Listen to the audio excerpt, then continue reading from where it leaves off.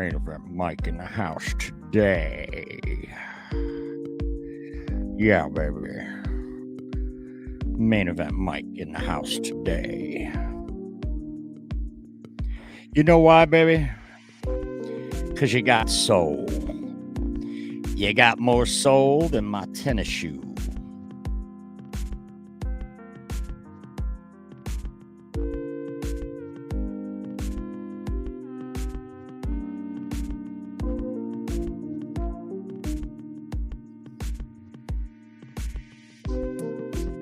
Yeah, baby. You got soul. You got more soul than my tennis shoe.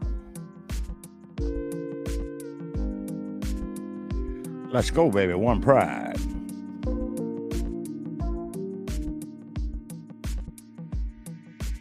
All right, it's enough of that.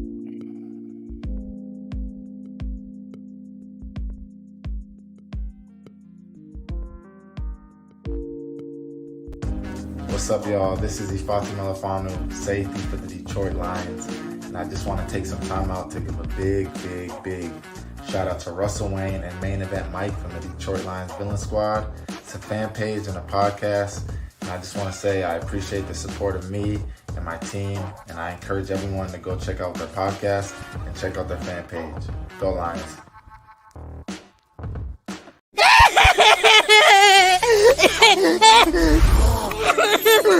It's not fair!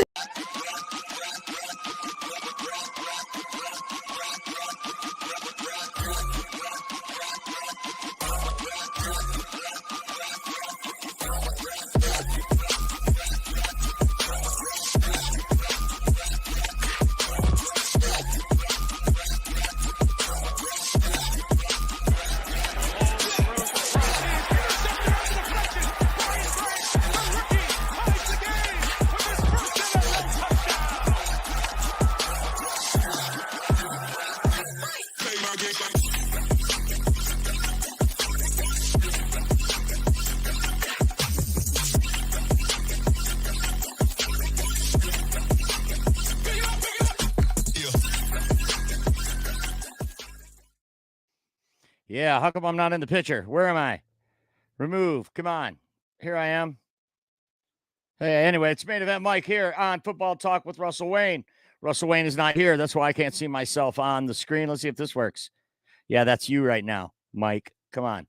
There I am. Hey. Well, welcome, everyone, to Football Talk with Russell Wayne. I obviously am not Russell Wayne. I am Main Event Mike. I am your interim host for today. Russ should be joining us soon, but we're going to talk about Detroit Lions like we always do on this program, but we're also going to talk about the draft in general, talk about general managers in general, GMs.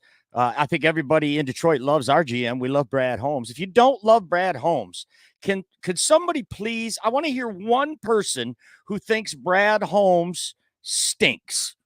I know he won Executive of the Year from the Pro Football Writers Association. He also won the Sporting News Executive of the Year. Those are the two most exclusive awards for general managers. In a day and age when GMs are like rock stars, man, like rock stars. Howie Roseman, Mickey Loomis, Eric DeCosta, Brad Holmes. When I was a kid, I couldn't tell you a single general manager of a football team.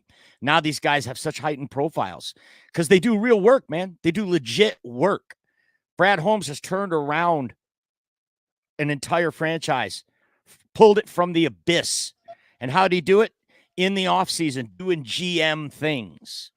We're going to talk about it. Get your takes ready. Welcome to the program, the aforementioned, the namesake, the maestro, Mr. Russell Wayne. How you doing, Russ? I'm doing good. I don't know how well you're going to hear me because I know my connection's horrible here. But I'm on my phone. Can you hear me? Oh yeah, we got you, buddy. Loud and clear. Okay, good. I'm glad to know it. So we're talking about Brad Holmes and general managers, Russ. When you were a kid, did you ever know the name of a general manager in the NFL? No, I didn't. Right? Not at all. Right. But how many do you think you could name right now if I were to put you on the spot? You mean in the NFL? Currently. Oh gosh, I don't know. I think I could do about a dozen, about 12. That's pretty good. I would say that's 6, probably 7. more than the average. I mean, 6 or 7. If you think put he me gets on the 6, spot, all right, you're on the spot. Give me 7.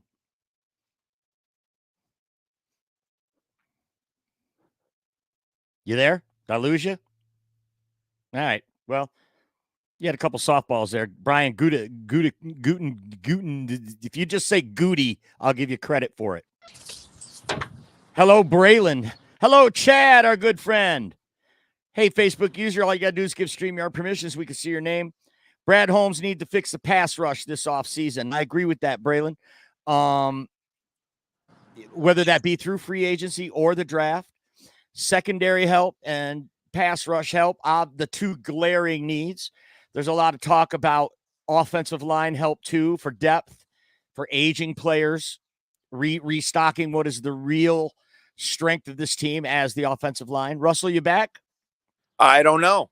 Oh, yeah. Yes, you are. Okay. Yeah. I can hear you now. But we'll skip the GM question because it's pointless anyway. I just think it's interesting. Don't you?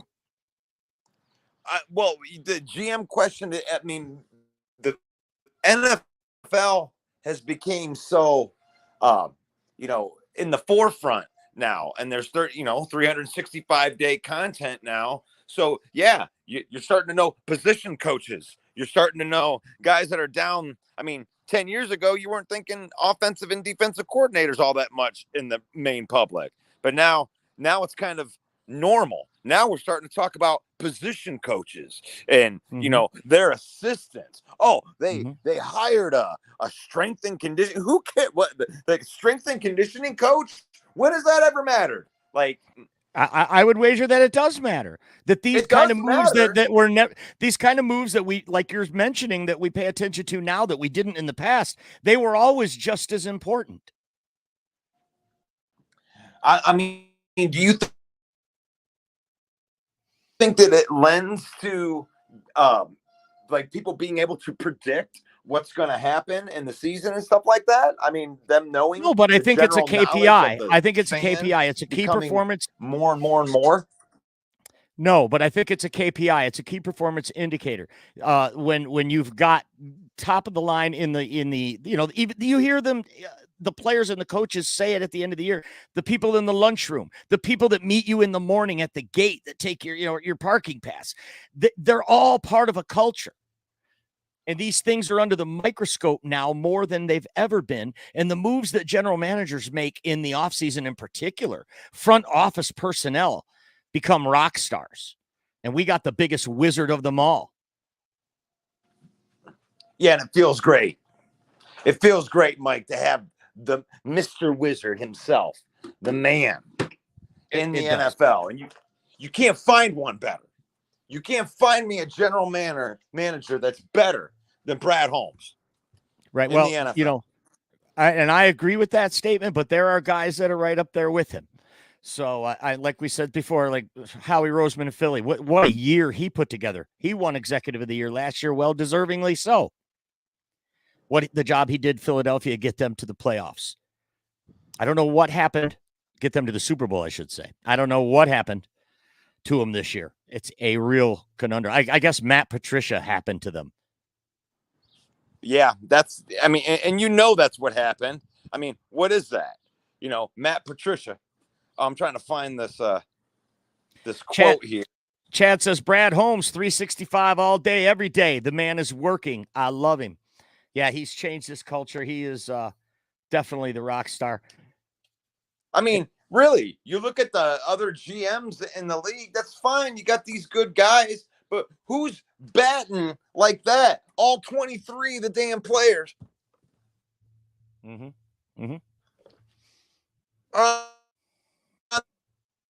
team. Well, who's batting? Yeah, you got some audio issues going, Russ. It's kind of like... Are you talking still? Hello? Well, anyway, I'm sure Russ had a good take. But Brad Holmes, what's your confidence level?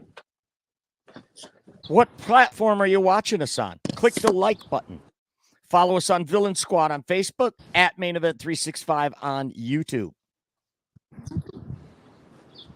Season 3, Scouting Combine, Day 1. today's the day that we get started, right? Yesterday was the day we get started. It's Brad Holmes season. Greetings, Jeremy B. Great show today, sir.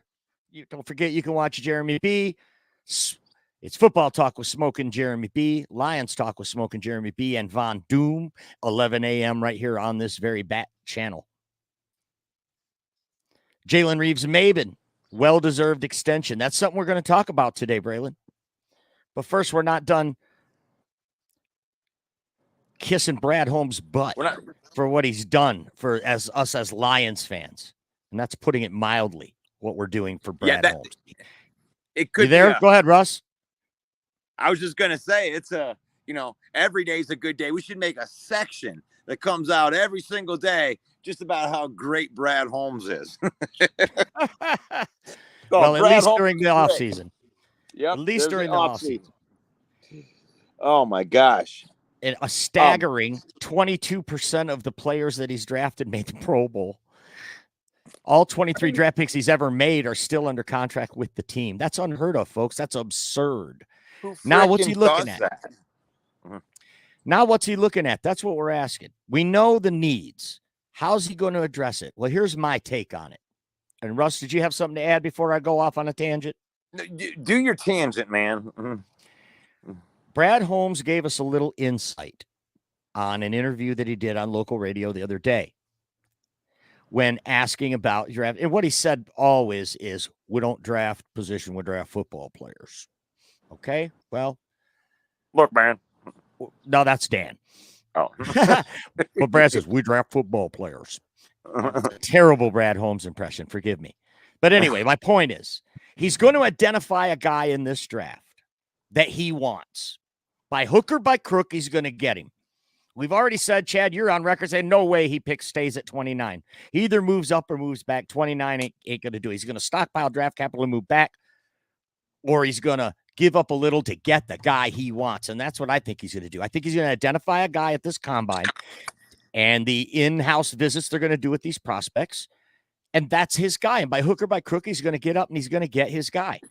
Now, it's good. It's going to be a guy that other teams aren't looking at. He's going to shock us again. I'm sure of it.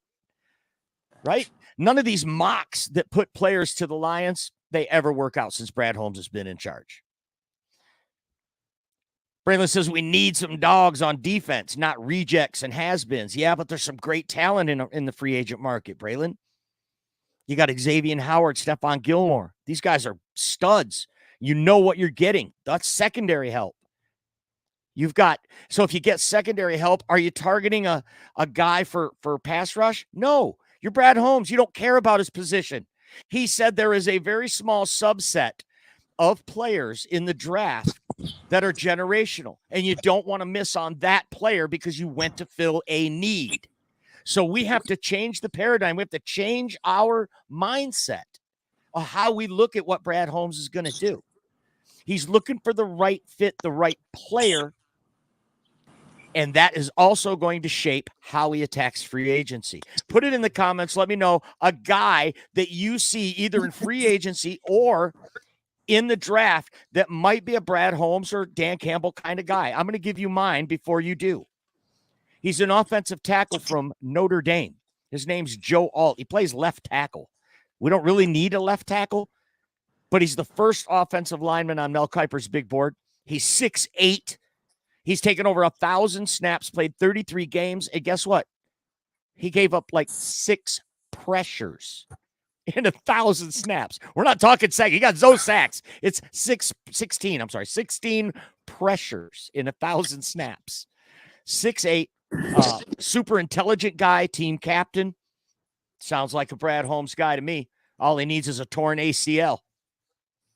So, a guy like that, that's a guy. And he plays tackle. Is that a real need? No, but this could be a generational player by all accounts. He's the next Trent Williams. He's the next Penei Sewell. So if that's a guy he likes, he'll go up. Mel Kiper has him going 7th to the Titans. An offensive tackle. So you think we go all the way up there for a? I think he tries. I think that's his plan is to find the guy, identify the guy, and go for the guy. Put it in the comments. Who do you think's the guy? I'm going to go out on a limb and say it's Joe Alt. I'll give you a couple of, it could be Marvin Harrison. Shit, could you imagine Marvin Harrison on a rookie contract on this team? Holy moly. Right. At 29, yeah, there's going to be a lot of quarterbacks taken in the first round. There's a lot of chatter that J.J. McCarthy is moving up. And if he wows them at the combine, like we think he's going to, you could see as many as 6 or 7 quarterbacks in the first round because teams don't want to mess around and not get their guy. And Michael Penix, like Chad has said many times, Michael Penix could be available at 29 and a team wants to trade with the Lions to get Michael Penix. Or a team is looking at Michael Penix and they're drafting way too high so they can move back to 29, still get their guy, and that's Brad Holmes' chance to move up.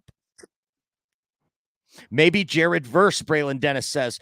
Braylon, that's such a great call because that was actually the next name that I was going to pick. This guy's a team captain. He's huge. He's a monster. ACC Defensive Player of the Year this year. His team went undefeated. Without their starting quarterback, they win their conference title game. They are omitted from the college football playoff. And when he's interviewed after, you know what Jared Verse said? That's things that I can't control, so I'm not going to worry about it. What? Doesn't that sound like a Dan Campbell thing? Maybe this is the guy. I like that one. Yeah, Jared Verse. What else you got? Well, I'm looking in the middle of this round. I don't have anybody specific, but I have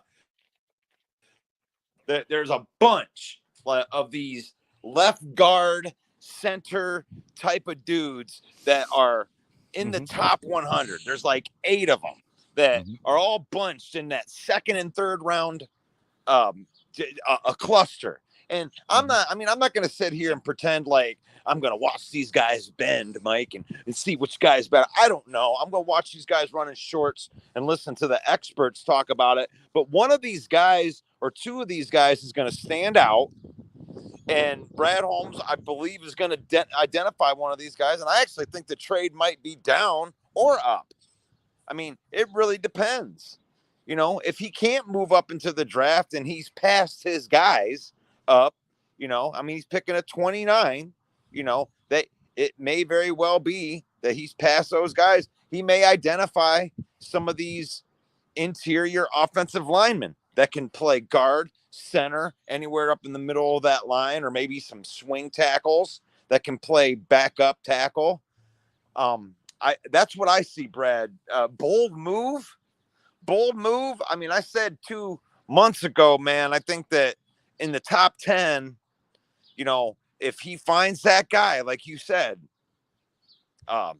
he will trade up. He'll trade some future capital because we are 1, 2, I would say probably 3 players away from having a roster that people are going to say is over the top Super Bowl contending roster. I mean, we're already a Super Bowl contending roster, but we are, I agree with you, 2 to 3 players away from being dominant. And I think we can all agree that those 2 to 3 players would be a secondary piece, a pass rush piece, and an offensive line piece. So, I mean, it's obvious you're not a genius if you go, oh, the Lions need D-line help. Lions need pass rush. Yeah. Stevie Wonder can see that the Lions need pass rush help. They need secondary help.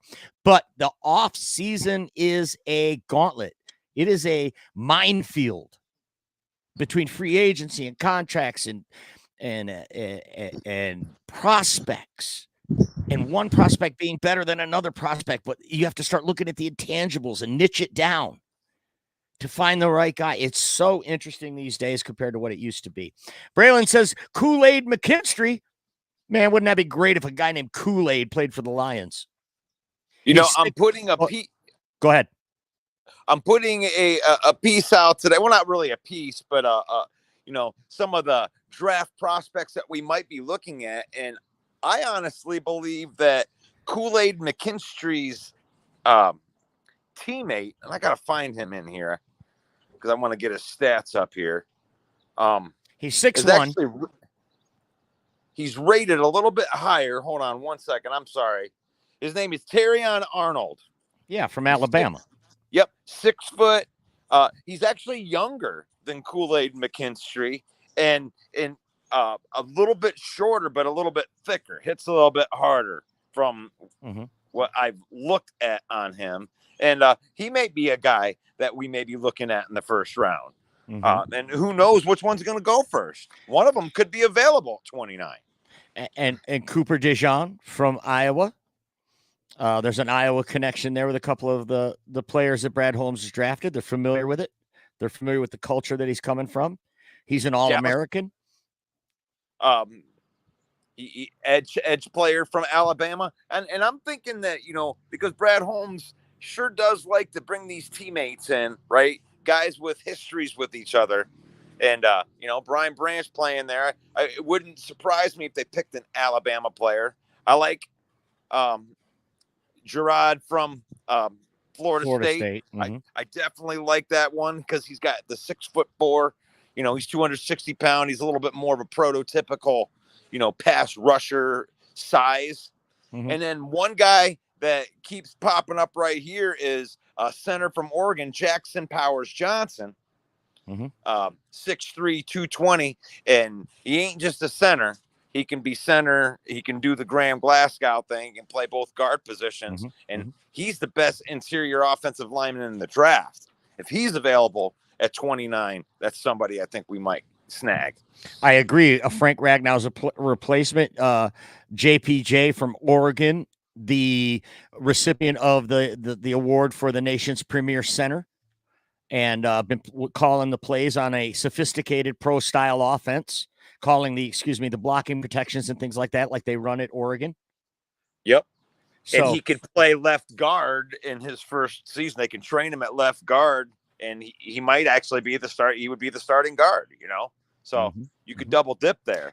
And then learn a guy who's such a natural center anyway to learn from Frank the Tank, one of the best to ever snap the ball. And have a guy like Graham Glasgow right there, which I do believe they'll re-sign, to teach him how to be positional versatile. I believe that will happen. They are going to get some young offensive linemen because that's one place that we're actually weak. We got great starters, but we need their air replacements. Yeah, that's great. No, but I totally want the dude named Kool-Aid. I'm sorry. Just because I make memes and we make memes and a meme maker sees a guy named and Funky Lions fan says people do realize that we aren't the only team that says drinking the Kool-Aid, right? Like Vikings say purple Kool-Aid and so on. It's usually a team that had been bad for a minute. Well, that's a great call out, Funky Lions fan. However, if you go over to our Facebook page, that's the Villain Squad, you won't see a single Kool-Aid meme about purple Kool-Aid. It's all Honolulu blue Kool-Aid.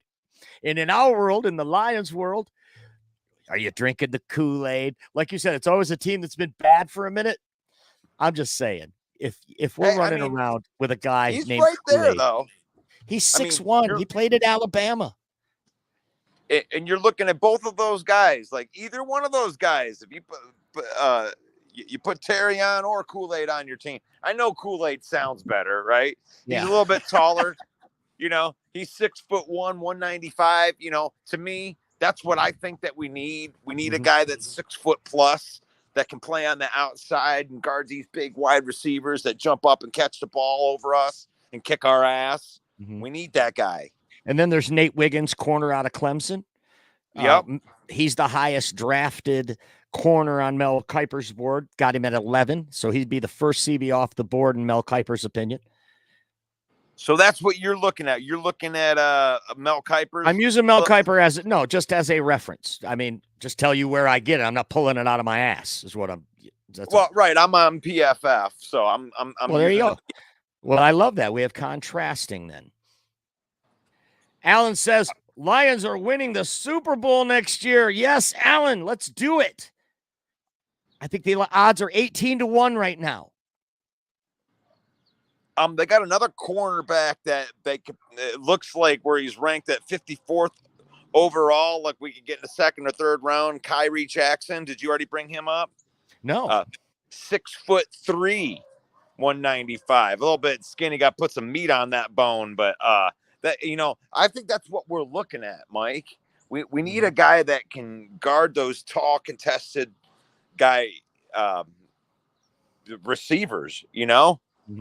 And so does PFF have a mock draft? Yeah, for sure. Pull that up and let's do a little comparison here between Mel Kiper and PFF on mock draft. Because I will tell you that on Mel Kiper, 1, 2, 3, 4, 5, 6, 7. It is the first 7 picks are all offense before we finally get to a defensive player, and that would be Dallas Turner, outside linebacker from Alabama. Kiper's got him going 8th to the Atlanta Falcons. And after that, so my point is, it's a very good year to need defensive help because so many of these other teams are going to be taking offense.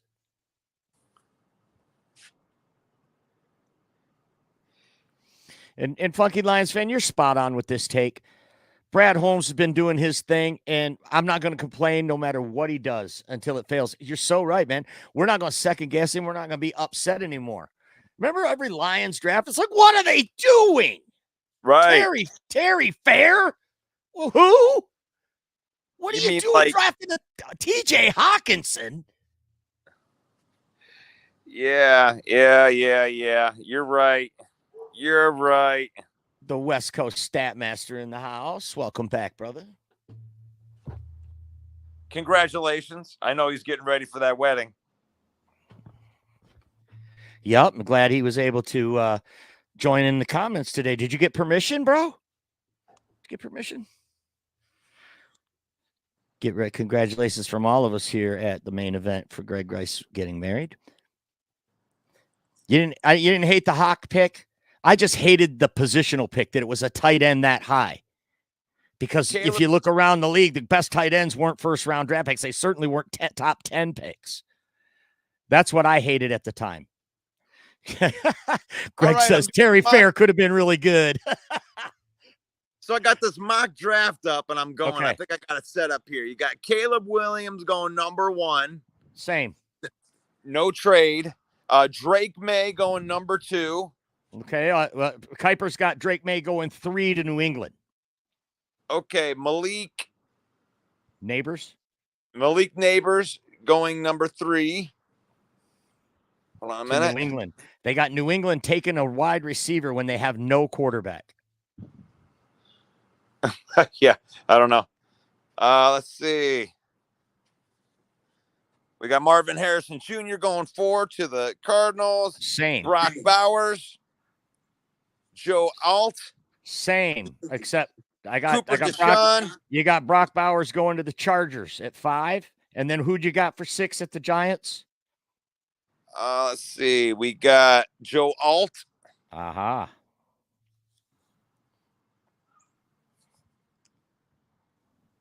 And then Cooper Deshaun. Okay, there's a defensive player. What, at number 8, you said? Yep. Okay, and that's one thing that Kiper has the same. Let's just stop right there, Russ.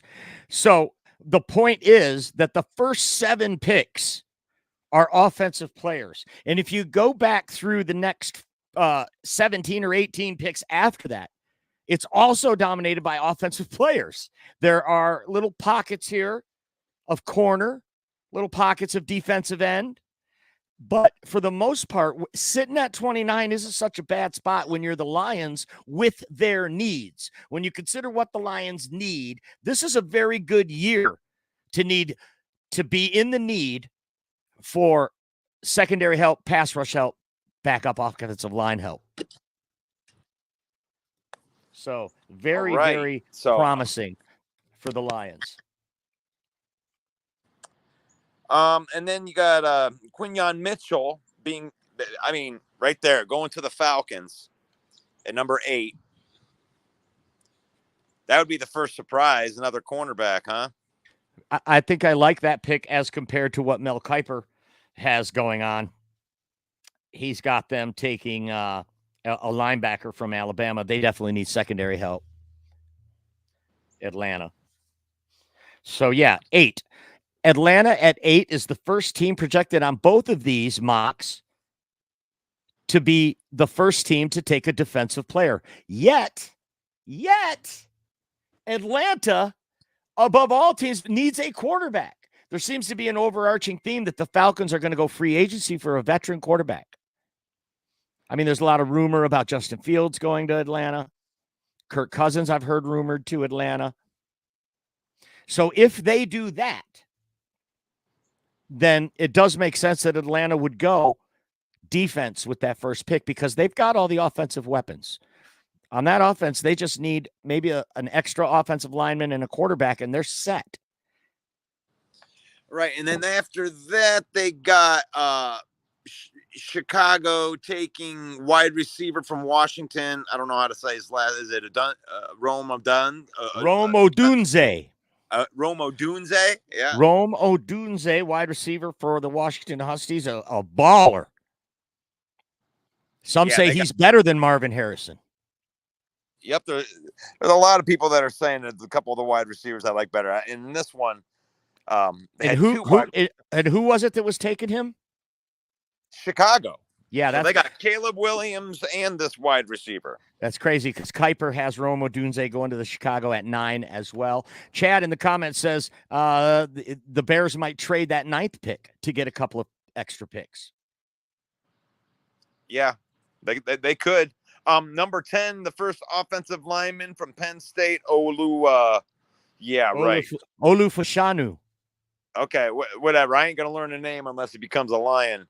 I ain't gonna have to say, but that's the first offensive lineman, and then everybody's chomping at the bit. Let's wait. Here we go. Nate Wiggins, cornerback, going to the Minnesota Vikings at 11. Mm-hmm. It's exactly the same here with Kuiper. Nate Wiggins sounds like a cornerback for the Vikings. His name does. Yeah. And then at 12, we got Byron Murphy, the second defensive lineman. Terrion Arnold going to the Raiders. The Raiders. So there's what is that? 4 cornerbacks gone already? 3. Yep. No, 4. Quinyon Mitchell. Oh yeah, on mine it's 3. I'm sorry. Cooper DeShawn. Here's one you'll like. According to Kuiper, it's the Lions that get Quinyon Mitchell. Oh, okay. Well, it's interesting. See what we got. We're going to get to pick whoever we want when we get there. Tackle, your boy. Joel. Was it No, it isn't. No. Fuaga. Talisi Fuaga from Oregon State. Dallas Turner goes to from Edge from Alabama goes to the Colts. Seattle takes J.C. Latham, tackle from Alabama. Jared Verse goes to the Jacksonville Jaguars. There's your boy right there. 17. So I could definitely see, let's just say he is the guy. I could definitely see Brad Holmes moving up to 17. Yeah.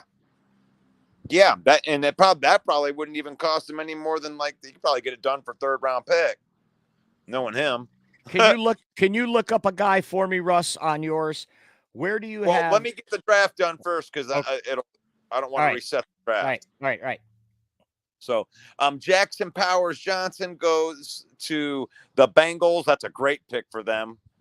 With Joe Burrow. Jazon Newton, defensive interior from Illinois, going to the Rams. The Steelers on the clock, and they take Kool-Aid. Kool-Aid goes to the Steelers. At Graham 20. Barton goes to the Miami Dolphins. Latu goes to who? Latu. Gesundheit. Yeah. Edge from UCLA going to the Philadelphia Eagles. Man, those guys just load up on the defense. That'll make Greg Rice like, why is that UCLA guy going to go to Philly? Yeah. Amarius Mims from Georgia going to the Houston Texans. Dallas on the clock. Troy Franklin, wide receiver, Oregon. Green Bay taking Troy Fananatu from Washington, tackle. Tampa Bay taking Tyler Nubin, safety, Minnesota. Peyton Wilson going to the Arizona linebacker. Brian Thomas Jr., wide receiver from LSU. And then we are on the clock with, man, Jaden Daniels still on the clock. Somebody would trade up for that. Somebody would trade up to get Jaden Daniels if we're still on. Who does PFF have the Lions taken? I didn't do that. I guess I made it so I was making the pick, so it stopped. So I'm just going to tell you who's available. Are you telling me everything you just read us was your picks? No, everything that I just read us was who they were going to pick, but I'm the Lions. So you did a mock like you. Oh, I see. Now on my pick. So you're picking 29. So Yep. Has Chop Robinson been drafted yet? Defensive end from Penn State. Let me see. That wasn't what I was hoping to get out of that. Big Dan Davis says a guy that he loves in this draft class is defensive tackle edge Darius Robinson out of Missouri. He can rush the passer from inside and out, play anywhere in the D line, and has a motor that never dies. Well, a motor that never dies sounds like a good guy for this defense to go along with Aiden Hutchinson's motor. So where does Big Dan, that's what I was hoping that Russ would look up, is Darius Robinson from Missouri. Where do they have him mocked at? Chop Robinson is available. Chris Brazel from Alabama. Both edges from Penn State are ranked right there. And who do you want me to look up? Darius Robinson, edge from Missouri. It's a guy Big Dan Davis has identified. Yeah, I just want to see where there's his expected draft position is. Where do they see him mocking to? Is he somebody? I thought you were going to give me a full mock of the first round. Are picks 30 through 32 listed on that mock? You know what? I'm going to go back. See, yeah, it is. I can just start over. Really, I'm just going to take all those guys off. Can I? You're not going to start over. Number 30. What was on the mock? No, I just lost it. Oh, okay. I just lost it, but you didn't want that anyway. You didn't want what I wanted. You wanted to see what we picked and just go, right? Dan says that Darius has the versatility Dan Campbell and Holmes love in their players. So I have heard his name, Dan. It cost Brad both thirds, but he'd get 17. A fourth this year and a third next. So if we weren't to go up to 17, because that's where Jared Verse was mocked in yours. On Mel Kiper, it's Cooper DeJean. So this is what the whole exercise we were doing here. Who's a guy that fits what Brad Holmes is doing, and how far up would we have to go to get him? And what I'm asking from you, Russ, is this guy that Dan's talking about, Darius Robinson, where do they have him mocked going? Darius Robinson is not going in the first round. Okay. So, Dan, you're liking this guy, but this is a guy we'd have to get, 61? Would he make it that far? I'm looking here. Full results. So, Dan, I love that suggestion. What we're asking is, who's a guy in this draft in the first round that might be a Brad Holmes guy? How far up would he have to go to get him? Put it in the comments. Let us know what you think. I think Jared Verse is a good example. That was 17 on your mock. Cooper DeJean on my mock is also 17. So that might be a good spot to shoot for. And what's he play? What's his position? He's an edge from Missouri. Edge. Darius Robinson.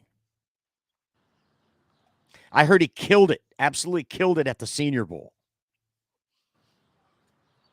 He was the standout player at the Senior Bowl. Isaac. Is it from Missouri, you said, though? Darius, not, yeah. Oh, okay, okay. He's the 45th ranked prospect. Yeah, they could end up taking him at 29. Yeah, 45th. So that's within the realm, right? The great GM Bill Polian once said there's only 18 guys a year, less than 20 every year, 15 to 18, he said, that are true first-round grade. There's 32 picks in the first round, but only 18 of those guys are the first-round graded players. And we heard Brad Holmes say it the other day. There's an even smaller subset of players that are generational, that are going to change their franchise's trajectory. And you can't miss on that guy. Who do you think, when you look at this list, whether it be from Mel Kiper or PFF or wherever you're looking at a mock, maybe you follow college a lot closer than I do all year, and you've been identifying this guy all year. This Cooper DeJean, I've heard his name a lot. But when you see Iowa play, they're getting blown out by Michigan. Well, something interesting that I've noticed about the guys that you like Jared Verse, and this Robinson guy. I mean, most of these edge players are about 250. And these guys that you think are standing out, Darius Robinson is 296 pounds, dude. He's 6'5" as an edge. Mm-hmm. I mean, that sounds like a guy with some position versatility that could move. I mean, he has the size to be inside too. Mm-hmm. Big Dan says Darius was a Senior Bowl standout, has generated first-round buzz. If he has himself a good combine, he could end up right there at 29 or just inside the first round. Yeah, well, I'd love to see how these switch too, because he just brought that up. Right now, his boy, Darius Robinson, is the 45th overall prospect in the draft. And I'd love to see what the combine is going to do for him, because if he can move and he can test out, that dude will move up. Mm-hmm. And just does it show you the entire list of prospects by number? Yes. So the Lions pick again at 69. Who does it show at 69? Well, the guys that are in that range. Now, yeah. Keep in mind that Darius Robinson could be there. You don't know, because some people value guys differently. So Darius Robinson, the 53rd overall prospect, is Jonah Ellis, edge defender from Utah. He's a little bit smaller size. Braylon Trice from Washington is the 67th overall prospect, and he's 6'4", 274 out of Washington. I know that Washington had a pretty good team this year. Austin Booker from Kansas, 6'6", 245. At the 73rd overall prospect. Gabriel Murphy, 6'3", 260, edge defender from UCLA, 77th overall prospect. Marshawn Keeland, 6'3", 275, Western Michigan. And he's the 89th overall prospect. Now we're probably getting into third round guys. Yeah. Well, I'm going to stop you right there. Detroit Fan Man says if the options are Chop Robinson versus an offensive lineman, I think I'm going to go with a future offensive tackle who also can play guard now. That's a good. But in the first round, Fan Man, then that means you better have a good line on free agency for the defense. If you're going to go offensive lineman, and I know that Brad Holmes, this is exactly what we're talking about. Position be damned. He's going to find the guy that he thinks is going to make his football team better, regardless of their position. But you damn well better have the answer for the defense and the needs somewhere. He approaches the draft.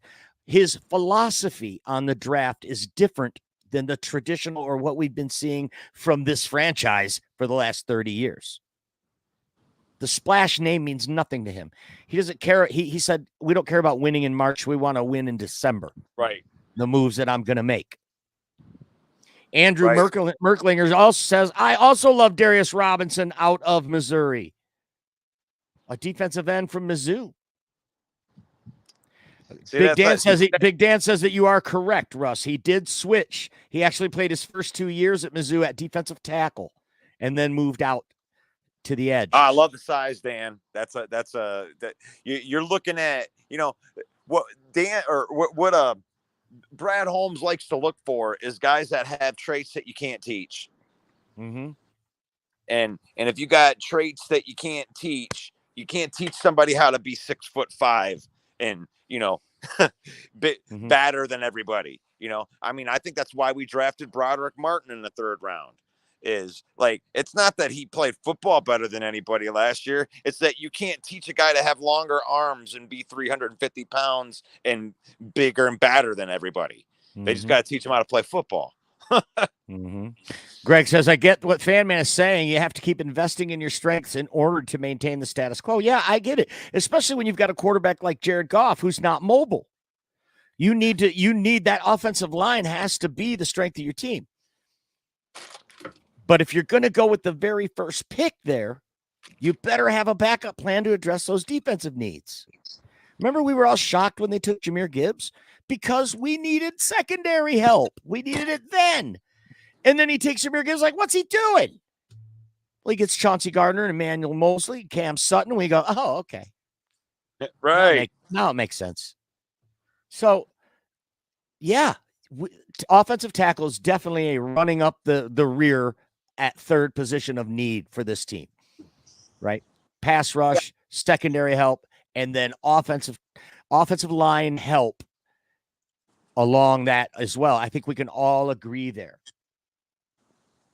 Yeah, I think they're going to go into, if I had any type of bold prediction, it's going to be that I think they're going to fill their secondary needs in free agency, because it's so much harder to get a secondary guy to come in year 1 like Brian Branch and be really, really effective. You want guys that already have experience in the secondary. You can get, interior offensive linemen and pass rushers that you can develop in the later rounds that you just rush the passer. Mm-hmm. It's not as cerebral as some of the cornerback jobs. You want a guy with experience. So I expect them to go get a couple of those experienced cornerbacks, and then that way when they get to the draft, they can just take a lineman or whatever's there, whatever they want, whatever is generational, for 5 years down the road. And one thing also, the Lions have 4 picks in the top 100. Right. So you're talking about 4 top tier draft prospects that you can identify at 61, 73, 92. That gives you a lot of capital as well to move up. Those are value picks, right? You've got no pick in the 4th round, but you got 2 third rounders. You package up 2 of those 3s, you can move up to 17, I believe. Yeah. Like one of our commenters had said that. It's going to cost you 2 3s and maybe a future 3rd as well to move up that high, but and give up your 1 at 29 as well. It might cost you that. But if Brad Holmes Scott's a guy, if he has identified a guy, I think by hook or by crook, he makes it happen. Go ahead, Russ. Sorry. With the Brad Holmes did a whole bunch of stuff in the middle rounds last year that I think gets overlooked too, where, he may just pick at 29, and then with that 2nd round pick, he trade down and then trade back up from the 3rd round and then trade down into the 4th and end up getting a 4th round pick with a 5th round pick attached to it. Like, he did a whole bunch of just maneuvering around to make sure that he got his guys. So I think I expect that this year. I expect him with those last 3 100 picks, the 2nd and 2 third round picks, for him to do a little bit of playing around, when he trades down, getting an extra 4th and a 5th out of those deals. I expect him to do some stuff like that. Mm-hmm. It's Big Dan throwing out a couple of names here. Late round cornerback prospect, day 3 guys. Al Blades Jr., the nephew of Benny Blades. Also, Dwight McLaughlin out of Arkansas and Jarius Monroe out of Tulane. Those guys are long CBs and are good.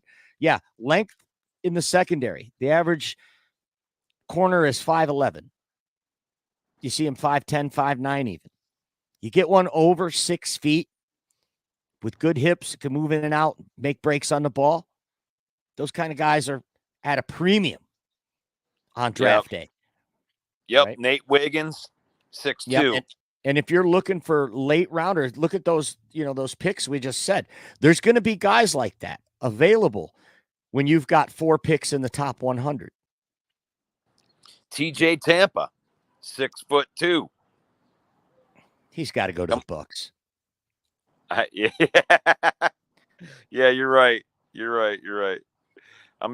I like that Kyrie Jackson. That just seems like a good, second round, third round pick right there. Kyrie Jackson out of Oregon.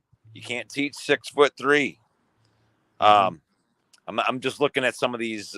I'm looking at some of these taller guys and see if I can't identify a couple of these dudes. Greg says if Latu falls to 29, I would love it. I won't move up to get him though. But isn't he an outside linebacker? Who? But it's the Latu kid from UCLA. But he's listed as a linebacker. But again, Brad Holmes doesn't care what your listing is. If he's the guy, that could be the guy. Cam Hart from Notre Dame, listed as the 109th overall prospect, 6'2", 207 pounds.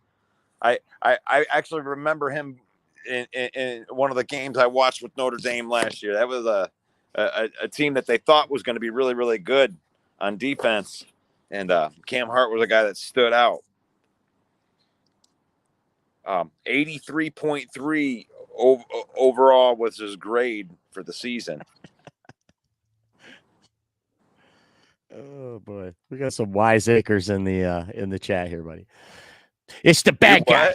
It's the bad guy, John Kapler. Take a look at the bad guy. Wait, yeah, he's usually who's he crapping on today? Nobody. He's getting crapped on. Detroit fan man's calling out his spelling. Oh, stop calling out spelling. Philosophy. Don't call out. Maybe they're making fun of me. Maybe they're making fun of the way I pronounce it. Philosophy. It sounds like falafel. Hey, nobody knows these guys yet. Like Greg says that Latu can play with his hand in the dirt. Okay, you're out there watching Bruins games. I'm not, but we will be soon, brother. You think you hate Michigan now? Yeah, you wait. Ooh. You wait. We got a couple weeks yet, Mike. We got a couple weeks before all of the podcast pros are going to come on and pretend like they watch tape on all these guys as they steal everybody else's analysts of these draft picks. I was watching the tape, Mike, and I'm really liking the bend out of Tutu Alafufu from Oregon. Oh, geez. Did I say that name right? Tutu Alafufu.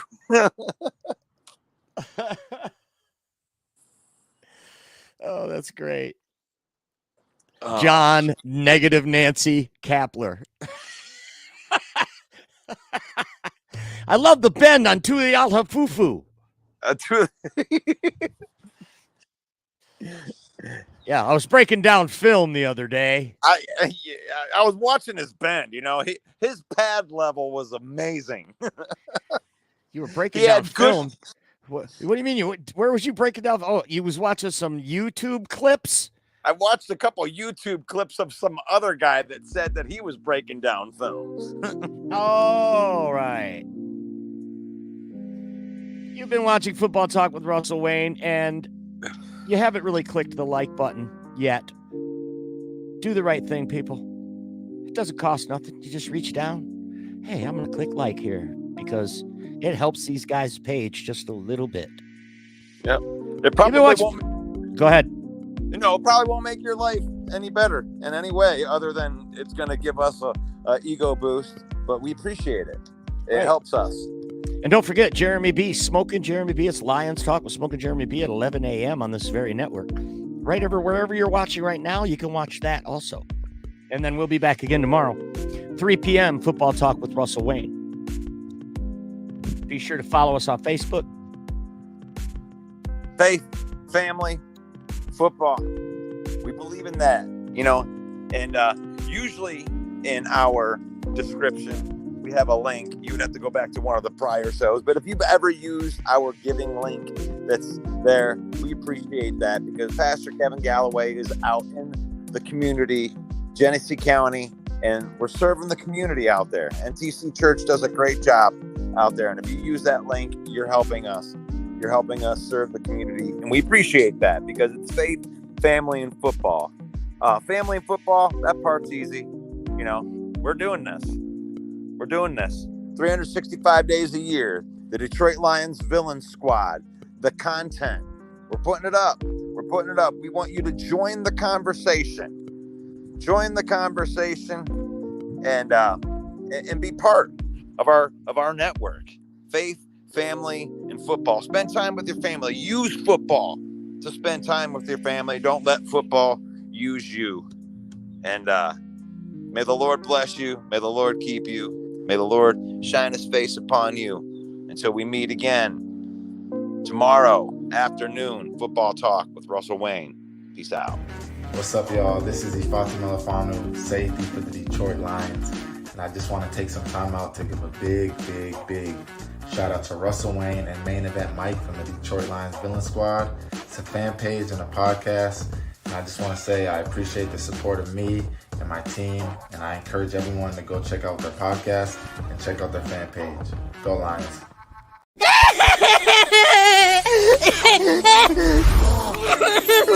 It's not fair. They were so happy. It's not gonna be okay.